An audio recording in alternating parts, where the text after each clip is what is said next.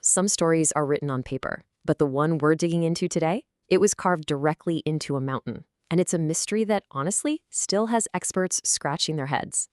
I mean, really think about this question. Who carves a mountain into a temple? It's not just about having the right tools. It's about having the incredible vision, the sheer audacity to look at a solid mountain and see a holy place hiding inside. That's the riddle we're tackling. Okay, so our journey starts on an island, but this isn't just any island. Its secrets are so important that back in 1987, UNESCO stepped in and said, hey, this place is a World Heritage Site. That means it's a treasure that belongs to every single one of us. And what's just wild is where you find it. We're talking about a place just 10 kilometers from the non-stop, buzzing energy of Mumbai. You can literally take a short boat ride from one of the busiest cities in the world and step right into an ancient puzzle that nobody has been able to solve for centuries. So you might be wondering, why Elephanta? Well, the name itself isn't ancient. It actually comes from 16th century Portuguese explorers. When they landed on the island, the first thing they saw was this huge, incredible stone sculpture of an elephant right at the entrance. So they called the place Elephanta, and the name just stuck, even though that original elephant statue isn't there anymore. But once you step inside, wow, that's when the true scale of this whole thing just hits you. This is not just a cave. It's a meticulously planned sanctuary. It's like a city, carved right out of the rock, built for the gods themselves. The entire complex is actually made up of 7 different caves. And while every single one is a masterpiece, they also tell a fascinating story about a blend of spiritual traditions that once existed here. And you can see that spiritual focus right here. The vast majority of the complex, 5 of the caves, are Hindu. They're all about the god Shiva. But then you have these other 2 caves, which are actually Buddhist monasteries. It's this incredible snapshot of a time when these 2 faiths coexisted right here on this small island. Okay, but the main cave, it is just something else. I want you to really try and picture this. You walk into this grand hall. The floor you're standing on, the ceiling above you, the incredible sculptures on the walls, and these 26 massive pillars holding it all up, it's all carved from one single piece of rock. They didn't build this place. They uncovered it from the mountain. And the art inside is all about celebrating the many, many forms of Lord Shiva.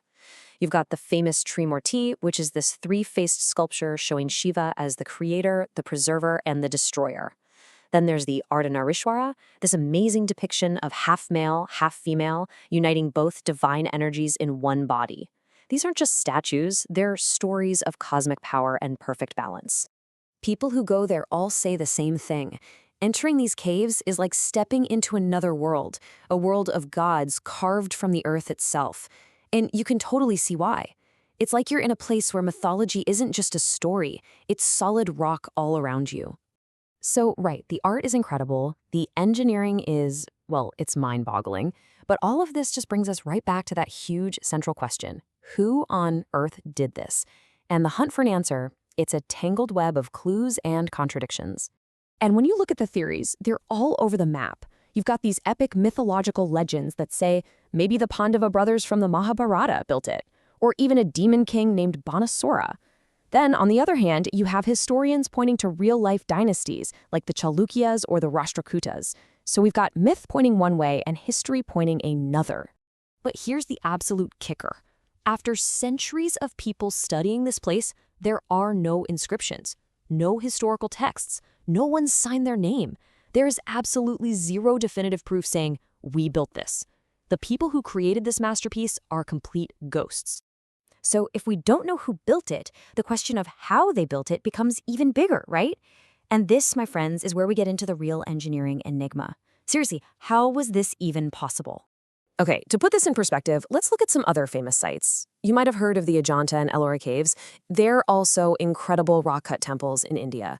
But here's the thing. Geologists have studied the rock, and the basalt at Elephanta is way harder, way stronger. So as amazing as those other places are, what they did here was an even bigger, tougher engineering challenge. And that just leads to this massive question. Forget about simple hammers and chisels for a second. What kind of technology, thousands of years ago, could cut and shape solid, super hard basalt rock with this kind of precision? How did they get those details so perfect? Honestly, the difficulty is so extreme that it's pushed some people to think way, way outside the box. way outside of mainstream history. They start to ask, could the creators have used technology that was not of this world? So after we've looked at the place, the incredible art, and all the competing theories, we're right back where we started. We're left with this massive, unsolved riddle, a truly magnificent legacy, just sitting there, carved in stone. So really, the mystery boils down to these three big things. First, the who. The builders are totally anonymous. Second, the how. The way they build it just seems to defy any historical explanation. And third, even the why. Scholars are still debating what the true exact purpose of this place was. At the end of the day, the caves just stand there. They're this silent, powerful testament to a forgotten time.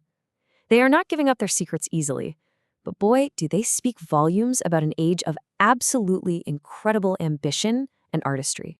The secret is still locked away inside that mountain. So we're going to leave you with the same question that hits every single person who stands in that massive stone hall. What's your theory?